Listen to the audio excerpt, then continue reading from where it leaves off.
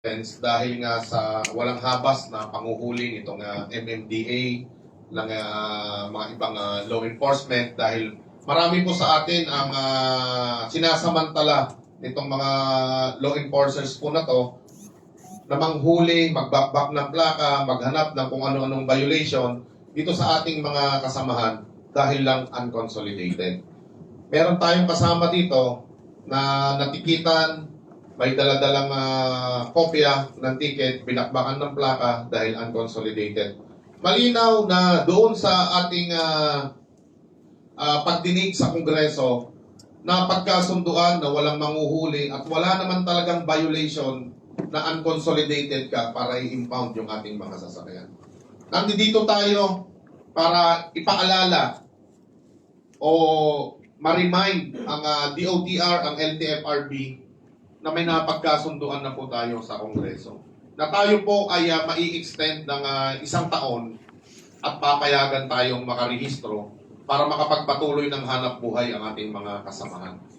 At ang isa pa doon, maglalabas tayo ng sarili nating prototype sa pamamagitan din ng DTI na makakasunod tayo sa Philippine National Standard o kung sino mga local manufacturer ng ating mga jeepney ang isasama po natin dito. Hindi lamang po dito sa Manibela. Marami po nandiyan si Elmer Francisco, Francisco Motors, si Sarao, si Milwaukee, iba-iba. Napakarami po nila na pwede nating kuhanin na gagawa po ng ating mga traditional jeepneys. Na basta pumasa dito sa Philippine National Standard. Kung hindi nyo kami i-rehistro, kung hindi mo kami makakabiyahe, kung hindi kami makakapagpatuloy, paano namin ngayon gagawin itong proyekto na ito na makagawa ng blueprint at makagawa ng mga prototype na papasa doon sa Philippine National Standard. Malinaw na nakuha nating datos na mas marami pa rin ang unconsolidated lalong-lalo na dito sa NCR. Nakita natin na halos 17,000 pa o 16,800 pa ang hindi nakaka-consolidate. At karamihan doon sa sinasabi nilang consolidated na ay yung mga application pa lamang for consolidation na hindi pa nga nakakakuha ng clearance sa LTFRB kung po pwede silang mag-consolidate. Marami ang napeke na mga kasamahan natin sa hanap buhay na hindi naman pala kooperatiba ang kanilang napasukan. Nagbayad lamang sila o siningil lamang sila ng membership fee at consolidation fee. Pati yung rehistro, pinepeke nitong mga kooperatiba na to. Kawawa yung mga nahuhuli nating mga kababayan. Mga drivers at operators na nagmumulta na hindi po bababa ng 12,000 piso. Saan po natin kukunin yan? 13 piso lamang po ang pamasahe ng kada pasahero na minimum para sa mga traditional jeepneys. Ang nangyayari sa ngayon, pahirapan, patentero. Hindi nga natin makita, hindi nga matugunan dahil nga sa kakulangan ng pampublikong sasakyan, hindi tayo maipahuli ng minsanan.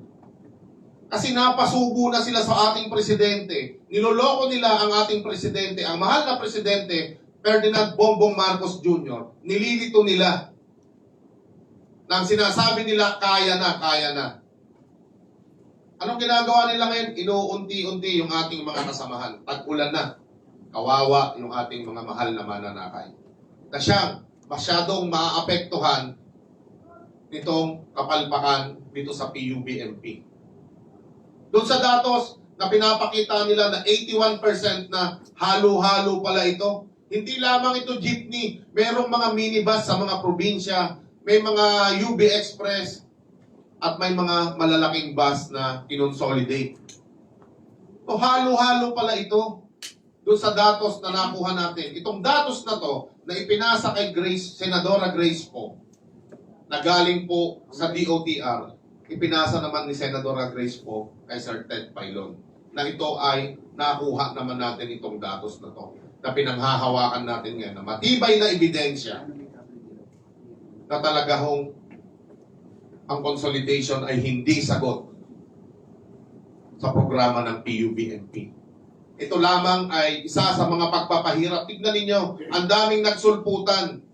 ng mga kooperatiba para lamang manghikayat. Nag-iikot yung ibang mga national leaders para lamang mangolekta, para lamang kumuha ng mga magko-consolidate pa. Akala ko ba tapos na noong April 30?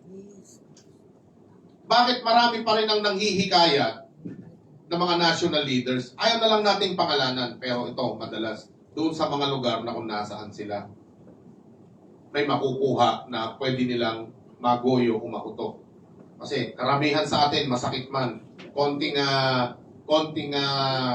palabok lang, konting pambobola lang, kumakagat na yung ating mga kababayan. Napakasakit na katotohanan na ginagawang mangmang ang mga Pilipino ng kapwa niya Pilipino.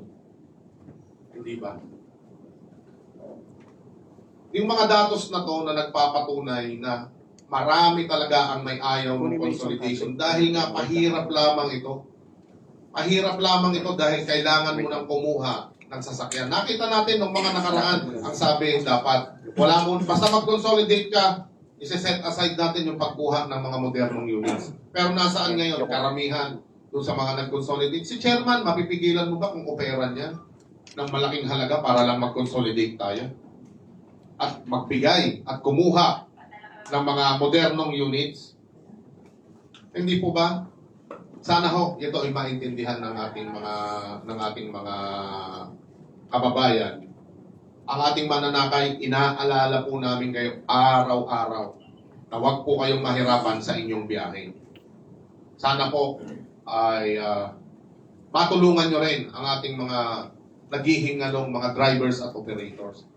Lalaban po tayo. Pinaglalaban natin dito yung tama. Pinaglalaban natin dito yung kabuhayan ng ating mga kawawang drivers at operators. Nakita natin doon sa datos, pati yung sinasabi nila na yung mga madi-displace na mga drivers at operators may programa. Wala naman palang budget. Nananaginip tayo ng gising. Susunod natin magsasalita si Pangulong Vice Isko tungkol doon sa nahuling unconsolidated na natikitan, unconsolidated yung nakalagay. Magandang umaga po sa lahat. Binabati ko po kayo. Kaya po ako nandito, parte ng Novablong chapter. Meron po kaming member na nahuli dahil ang itinikit sa kanya, expert PA, colorum, ika nga unconsolidated. Wala naman po sa batas natin na manghuli dahil nung nasa kongreso tayo na pag-usapan na po yan, na may extend tayo ng 1 year, hayaan tayo makapaghanap buhay dahil may prototype nga na aayusin ang ating samahan na Manibela. Maling-mali po ang ginawa nila rito. Tapos ang ginawa po namin, kinontest namin, pumunta kami ng MMDA, matibay na matibay ang ebidensya natin. Dahil dun sa adjudication 11 nila, na pinag-usapan namin doon, hinihingi ko ang memorandum na galing sa LTFRB papunta sa MMDA na may karapatan silang manghuli, kaso wala po silang maibigay ng memo. Hanggang sa paulit-ulit namin pag-uusap, walang maibigay na memo. Itinuro po ako sa adjudication 15 sa pinakamataas na po.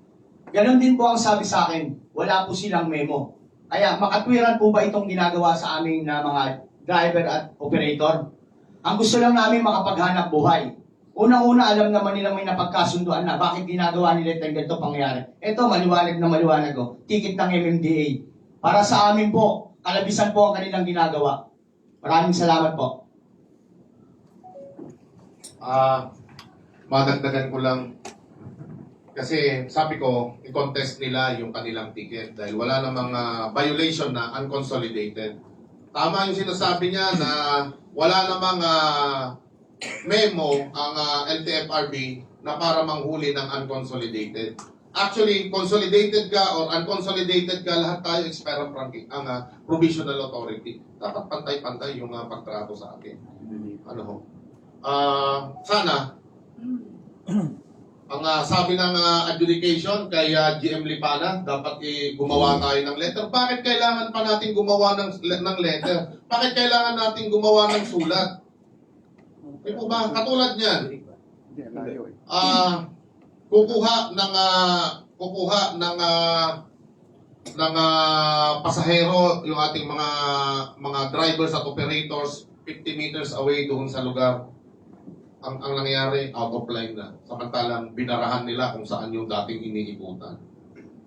Hindi po ba? Napakahirap nito, MMDA, itong daig nyo pa yung LTO. Yung LTO, pag sinita kami, alam nila yung sasabihin nila, wala naman. Chinecheck lang namin kung may proper uniform kayo, nakasapatos kayo, naka-uniforme kayo. Yun lang, okay na.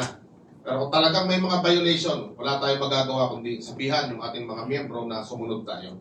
Hindi naman tayo nagkukulang dyan. Ano po? At ang isa pa, yung mga LGU na may LPTRP na gusto nang ipatupad tapos hindi na bibiyahe yung mga unconsolidated o kahit consolidated ka, hindi na rin makakabiyahe dahil nga may LPTRP na. So titigil na sila lahat at kailangan yung may LPTRP na ay kailangan ng lagyan ng mga modernong sasakyan. Ano ho? Isa pa dyan, ang mga LGU na umiipit, marami po, lalo na po sa Western Visayas, Central Visayas, Eastern Visayas, yan po dahil sa LPTRP, iniipit yung ating mga traditional jeepney doon. Kailangan nang magpalit ng mga moderno. Sa ibang lugar naman, ibang region, for example, sa Central Luzon, may mga LGUs din na nangiipit sa kanila. Reggie? Magandang umaga po sa lahat po ng mga nakakadinig po sa atin ngayon. Kaakibat po ng maling programang ito ay ang tuluyang panggigipit sa amin sa bayan-bayan. Katulad po dun sa lugar namin, mayroon po pinapatupad na regulatory sticker. Kaakibat po nito, bago ka makakuha ng regulatory sticker, kailangan po nakarehistro ka. Paano po kami makakarehistro kung ayaw niyo pong ilabas ang MC namin? Huliin nyo kami kung wala kaming sticker. Hindi naman kayo mag-i-issue kung hindi kami nakarehistro. Marami pong dumadaing na ating mga kababayan. Magkano lang kinikita, mahuhuli pa. O tuloy ang hindi makapamasada dahil sa pinapatupad ng bawat bayan-bayan. Kung gusto nyo, subukan nyo po kaming issuehan na regulatory sticker kahit hindi po kami nakarehistro. Kahit bukas din po, lahat po ng member namin sa bayan-bayan, pakukuhanin po namin sa inyo. Isa po ito sa mga suliranin na inaabot po namin sa bayan-bayan dahil nga po sa maling pagpapatupad po ng programang ito at tuluyang po panggigipit sa amin. Labasan niyo po kami ng MC, lahat po kami tutugon po sa sinasabi ninyong pagpaparehistro, lahat po kukuha po kami ng regulatory sticker na gusto niyo pong ipatupad sa bayan-bayan. Yun lang po, salamat po. Pangulo ng Paranaque, Pangulong Dong. Magandang umaga po sa inyong lahat. Ganon din po sa amin sa Paranaque. Hindi po kami tinitigilan din ng panghuli ng mga MMDA. Maabot sila roon ng ating gabi. Nuhuli kami doon, ganon din ang violation niya, hinahanapar pa rin yung hindi nakakonsolidate. Ganon pa rin yung ang panghuli nila. Dapat po, panghuli po nila yung nakakonsolidate, hindi po dapat nila tinatanong yan. Yung violation lang ho, dapat ang obligahin nila. Sana po, gano'n lang po ang doon sa amin. Maraming salamat po. Kaya po tayo ay nananawagan sa LTFRB na maglabas ng memorandum circular na tayo po ay pinapayagan na makapagrehistro, lalo na po itong mga ending 5 hanggang matapos po itong taon. Dahil po sa ginagawang panggigipit ng MMDA, ito po yung tugon namin na protesta laban sa inyo. Daig nyo pa ang LTO, daig nyo pa ang HPG, daig nyo pa ang LTFRB, daig nyo pa yung SAIC o dating IAC kung makapanghuli kayo, kung makapangsita kayo. Hirap na hirap. Kaninang umaga lang, nag-chat sa akin yung miyembro namin sa Maynila. Gusto i-impound yung kanilang mga units dun sa ruta nila. Hinahanapan sila ng memo, walang maipakita. Kung hindi ka magtatanong, kung mahina ka, mahina-hina ang pakikipag-usap mo o yung rason mo sa MMDA, talagang mai-impound o mai-impound yung sasakyan mo at mababakbakan ka ng plaka. Kaya ho, sa susunod na linggo, ang tugon namin sa ginagawa ng LTFR ng MMDA, 2 araw na tigil pasada o strike ang gagawin natin. Tama. Hindi nila kami ma-impound ng sabay-sabay. Ibig sabihin, kulang talaga ang masasakyan ng taong bayan. Simula sa Lunes, June 10 hanggang 12, hindi po talaga kami bibiyahin ito. Para maramdaman natin yung sinasabi nila na 81%, lalo na dito sa NCR. Ayaw po namin gawin ito dahil napakahirap sa ating mga mahal na mananakay, lalo na ngayong tag-ulan. Wala ho, hindi tayo pinapakinggan. Kahit po umakyat sa mga adjudication board, itong aming mga kasamahan, wala pong nangyayari sa mga pakiusap. Kausapin na lang daw yung pinakamataas sa kanila. MMDA, sobra na. Talagang hindi na namin kaya yung ginagawa ninyo. At maaaring doon na kami sa harapan ng MMDA magprotesta sa mga araw na yan. O baka sa June 12, nandiyan po kami. 2 araw natigil pasada ang sagot namin dito sa panggigipit sa amin. At sana, para hindi na mangyari ito, nakikiusap din tayo. Nagsusumamo tayo sa LTFRB na makarehistro na itong ating mga kasamahan. Yun lamang po at magandang umaga po. May mga katanungan po. Opo. Sir, ginawit lang namin yung dates ng Tigil Pasada or strike, June 10 to 13 or June 10 to 12? June 10 to 12. So, 3 days. 3 days. 3 days po yun. Kasi alam niyo naman yung June 12, consider na rin, holiday po kasi ito. Baka doon namin gawin yung protestang malaki. 7 days. Opo, same day. Independence Day. Alam niyo ho, isa pa ho, parating yung araw ng kalayaan, yung Independence Day. Pero wala tayong kalayaan ngayon. Wala tayong kalayaang maghanap buhay. Puro panggigipit ang ginagawa po sa atin. Puro na lamang multa. Kahit po tayo ay may mga dokumento, may mga papeles, wala po tayong kalayaan. Kaya sa araw ng kalayaan, ipaparamdam natin na tayo po gusto nating maging malayang makapaghanap buhay, malayang paghahanap buhay sa kalsada bilang isang legal na may mga prangkisa, at yung mga walang prangkisa na hanggang ngayon ay naiipit, sana mabigyan ninyo. Ito po yung tunay na kalayaan. Hindi po yung kalayaan na ipinapakita nyo lamang tuwing dumarating ang araw ng June 12. Kaplastikan po yan. Kalokohan po yan. Pagpapahirap po sa taong bayan ang ginagawa po ninyo. May tanong pa, sir? Himay lang ha. Magkasama tayo? Sir, pahimay ako. Opo. Yung huli lang, kanino yun? Sir, sa pati po ng... Novaliches po. Novalicias, kailan yan, sir? Sir, no exact date nito, sir. Saan ba ito, sir? Wala sir, mic. Wala sir, teka lang.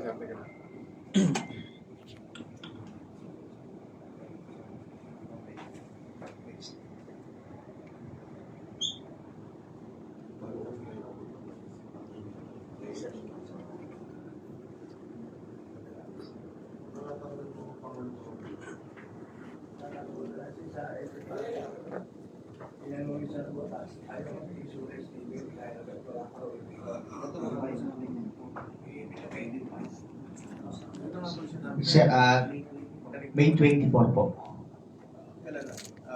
May 24 last week. Ako last week lang po, sir. Ang sabi, sir, sa inyo, pa-soundbite lang, sir. Ang sabi, inuhuli dahil Unconsolidate, dahil expert PA po, kolorum ang nilabas. ilan kayo, sir? Sir, isang unit po ito, sir. Nahulit po ito, sir, sa A. Boniface po. A, Boniface. Yes, sir.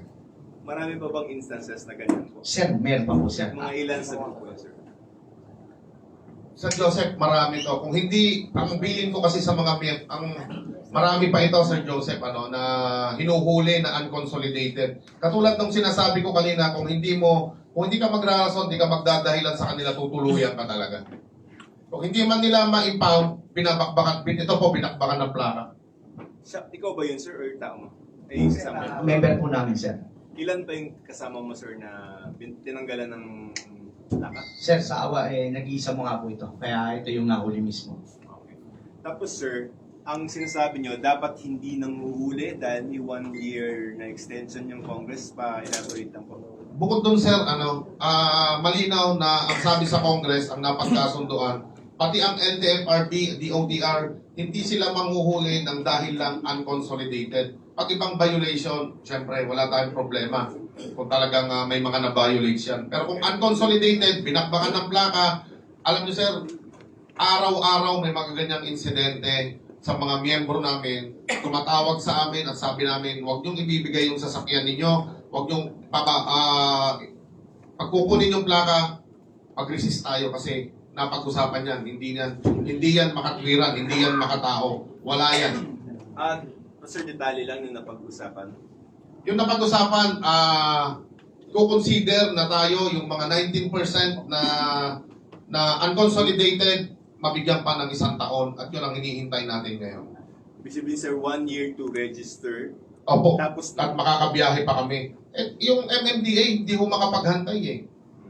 Pagkatapos ng, ito, 24 lang ito, ang hearing, May 21. Ano ho ang minamadali ng MMDA? Bakit ganito na lang sila kalupit manghuli ng mga unconsolidated? Araw-araw po yan. Sir Joseph, ano dito, papabasa ko sa iyo. ano yung hearing ng May 21? Nag-hearing sa Congress, May Nandun yung 21. commitment. Nandun yung commitment. Okay. Kaya po tayo, naninindigan tayo na dapat sumunod din ang DOTR dahil umuupo sila. Sir, dun sa 1 year, ano yung gagawin nyo? Magko-consolidate pa rin ba kayo? Hindi na. Bibigyan tayo ng pagkakataon, Sir Joseph, na patunayan natin na kaya nating sumunod sa programa ng modernization, itong 19% na to, na kahit hindi kami makapag-consolidate, magmo-modernize kami ng aming mga sasakyan na alam namin na makakasunod tayo sa Philippine National Standard na gawang Pilipino, tatak Pilipino, gawang atin, gawang mga local manufacturers, bibigyan tayo ng 1 taon nito. Paano, sir, yung route rationalization? Yung route rationalization, hindi po tayo ang makakasagot nito. Sila po ang makakasagot niyan. Pero ano Kung doon sa ruta, sir, halimbawa, may nag-consolidate Commonwealth to City Hall, Quezon City Hall to Fairview, sasabay pa rin kami doon sa route rationalization na yan kung sakasakali. sasabayan ng ibig. Halimbawa, kung may mga nag-modernize na dyan, na gawang China, ang napili nila, kami sir, ang commitment doon, papayagan kami na magmo-modernize din kasama doon sa ruta na yun. Si Bendy kay status ko. Status quo na talaga sir. Dapat wala talagang apprehension ng unconsolidated. Tapos sa detalye lang, nationwide yung tigil pasado. Opo, marami po sa iba-ibang lugar natin ang magtitigil pasada. Katulad po noong mga nangyari, ulitin natin, ayaw natin mangyari ito, kaya lang napakalupit. Hindi lamang po dito nangyayari yan sa Cebu, sa Western Visayas, Eastern Visayas, sa Northern Luzon, Central Luzon, nangyayari po yan, Sir Joseph. Lalo na dito sa NCR. Walang habas na panguhuli, paninitan itong mga unconsolidated. Hindi ho pa dapat ang tignan nitong ating mga traffic enforcer, paparahin ka lamang pagka may mga initial kang violation. Traffic violation. Sir, 10, 11, 12, walang babae sa grupo niya. Wala po. Pero sir, right now, yung sa context ng modernization, nakakabiyahe pa rin kayo. Yes sir, nakakabiyahe pa rin po kami. Halos lahat po sa amin nakakabiyahe pa rin. Meron lang yung iba na mga pasuna, ang rehistro, yung mga ending 5, ito po yung mga tumigil. Kanina sir, prior to yung press con nyo, meron kang nabanggit na mga 10,000. Ano ba yun? Yung mga number 5 nyo? Kapag ka nahuli po na unregistered yung ating mga sasakyan, kaya kung pinatigil natin yung mga unregistered, 10,000 po ang multa nito. Bukod pa doon sa license, doon sa driver's license ng aming kasamahan na 2,000. Kaya po sabi namin, tumigil na muna kayo. Kaya lang, gaano ho katagal itong hihintayin natin? 12,000. 12,000 yun. Binaklasan sir ng plaka, kaya hindi rin makabiyahe. Siyempre, pag walang plaka, hindi mo talaga ito mabibiyahe kahit privado ka. Sir, 10, 11, 12, may anong mga tsura ng ano? Yung 10-11, may mga protest center kami o mga strike centers. Nationwide yan, kung saan may miyembro ang Manipela, lalo na dito sa NCR, maglalabas po ulit kami ng advisory bago yung Monday. And then yung 12, yun po yung pinakamalaking kilos protesta po namin. Well, sir, directed at MMDA and DOTR siyempre. Kasi Opo. there was an agreement. Kila Congressman. Opo, dahil sila ang kausap natin, kausap sa Kongreso, at ang DOTR, dapat po talaga na habang walang hearing, walang mga show cause orders, dapat po talaga makapagpatuloy kami sa hanap buhay.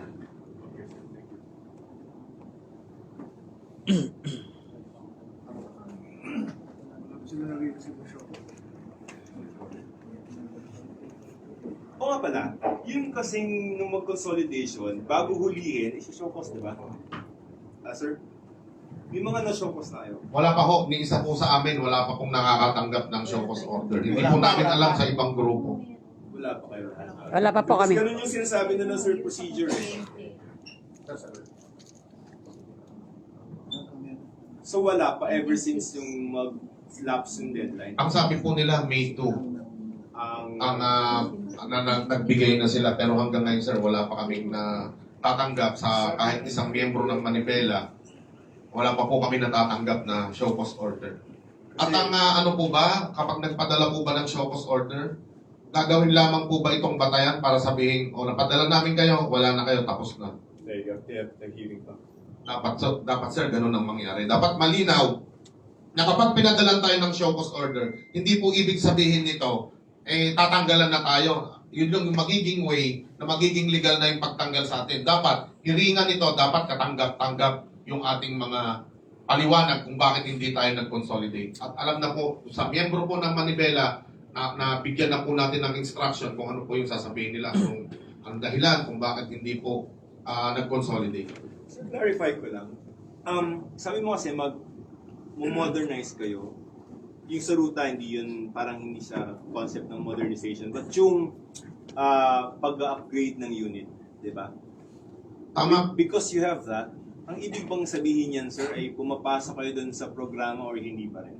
Pumapasok kami dun sa programa na ang layunin lang ay ma-modernize yung ating sasakyan, na makasunod tayo dun sa Clean Air Act, na compliant yung ating mga makina at pumasa doon sa Philippine National Standard yung body ng ating mga sasakyan. Yung route rationalization, pwede tayong pumaloob doon sa route rationalization, pero doon sa consolidation, yun ang talagang tinututulan natin, Sir Joseph.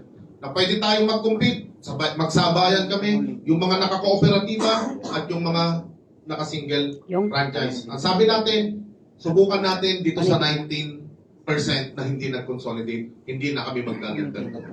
Yung 81% na nag-consolidate, sabi nga ng gobyerno, dahil niyakap nila yung consolidation, gusto nila ng gawang China, karapatan nila yon, nire-respeto din po namin.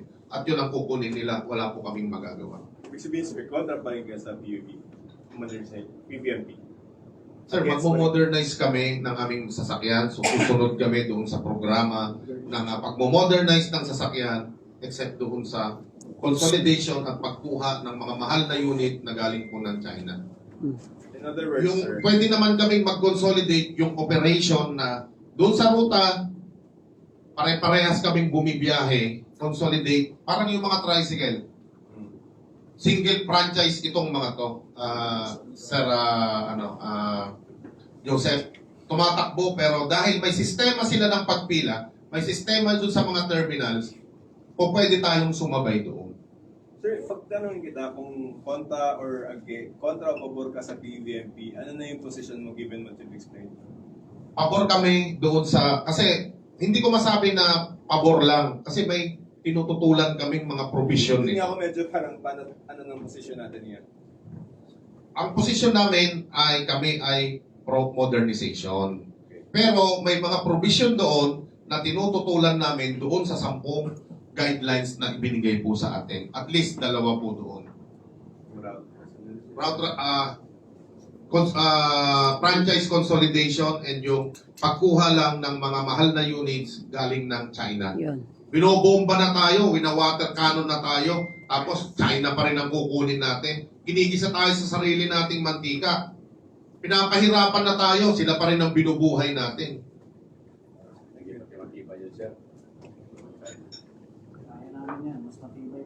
Pwede naman. Lahat sir, nang nakikita namin, nagre-reklamo yung mga pasahero. Kitang-kita, kahit may mga modernized na, siksikan pa rin yung mga pasahero.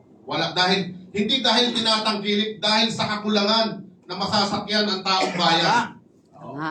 Tama po, hindi ba? Hindi dahil modern na ito, kundi sinasakyan siya, hindi dahil moderno na yung sasakyan, dahil gusto nang makauwi ng ating mga mananakay ng taong bayan dahil sa kakulangan ng pampublikong sasakyan. Ngayon, tatanggalin mo, tinatanggal mo kami unti-unti, at yung pagtatanggal mo sa amin, napakagulang ninyo. Gusto nyo isa-isa.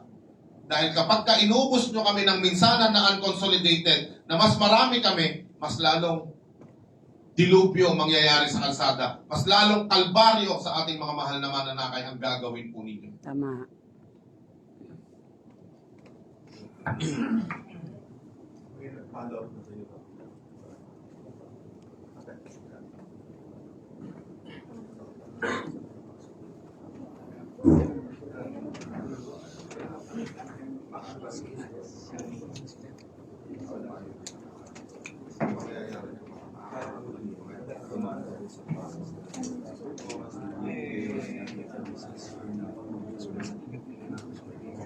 Smart.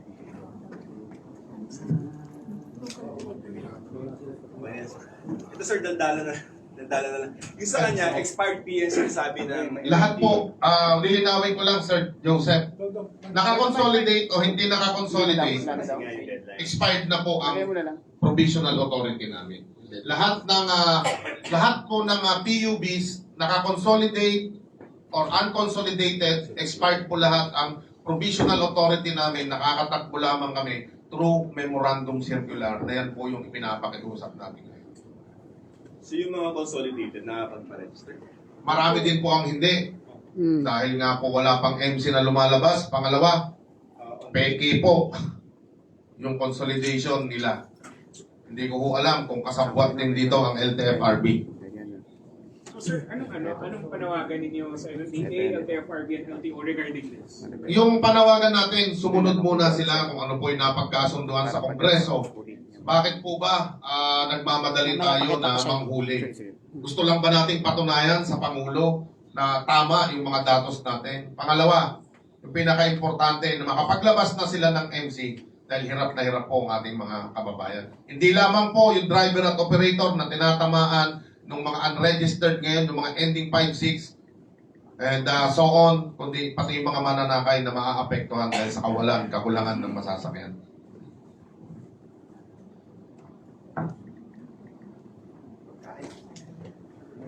Sir MC, to cover yung process ng registration after the deadline, tama? Paglabas sila ng memorandum circular na nagsasabi po, nakasaad doon na tayo ay pinapayagan ng makapag-register ng ating mga jeepneys, UB Express o lahat ng mga pampublikong sasakyan. The general procedure covering also the consolidated. Consolidated and unconsolidated.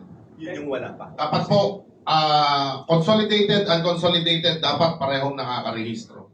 Because in Congress yung commitment. Opo.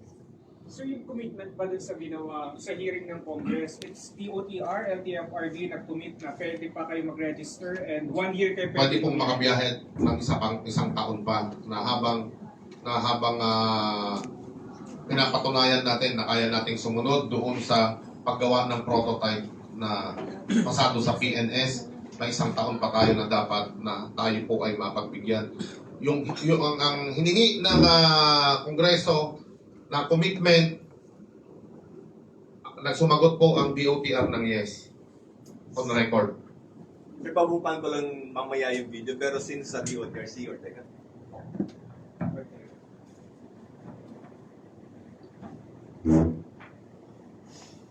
So technically, parang na-extend yung deadline ng 1 year. Correct. Opo, dahil kulang talaga yung masasakyan. Ang sabi ng Kongreso, tuwing mag-i-strike sila kung talagang marami ang masasakyan, kung sapat ang sasakyan, bakit maraming hindi makasakay na mga pasahero? Bakit nagrereklamo ang business community na late yung kanilang mga empleyado? Bukod pa doon sa mga estudyante po kapag araw ng may pasok.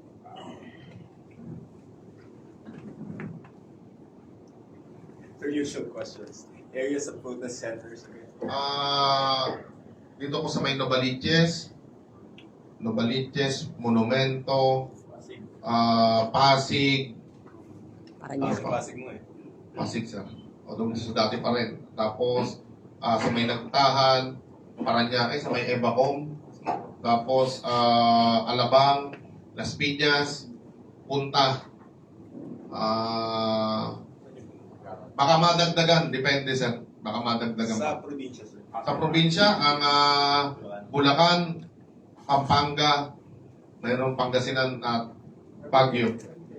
Cavite, Laguna, Batangas, Baguio. Naga. Cavite ka lang. Baguio, Batangas, ano pa? Cavite, Laguna, Quezon. Rizal. Wala kami masyado sa sa Quezon, hindi pa nadadayo. And then halos yung buong Visayas region. Cebu, Bacolod, Bacolod, Iloilo. Tacloban, Ormoc, Bacolod. CDO sa Mindanao sir. So ilan yung na-expect natin na lalakot dun sa strike or tigil pasada ng Manila? Siguro sir, nasa halos 100,000 to, baka madagdagan pa. Nationwide po yun. Dito po sa NCR, baka po more than kalahati nung sinasabi natin. Kasi kung nasa 16,000 pa yan na hindi unconsolidated, baka mas madagdagan pa.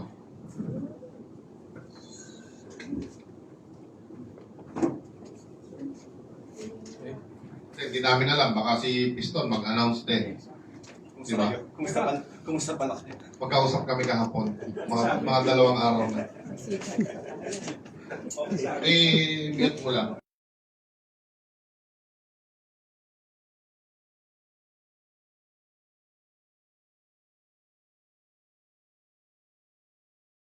Kasi kanina 10 to 11 yung nasa binago mo ng date. Parang 10 to 12.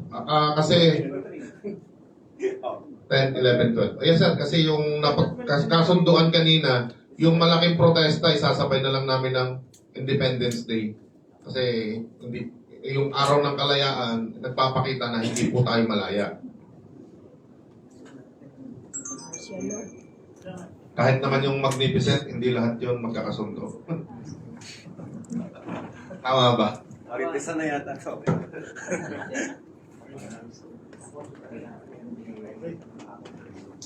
Okay?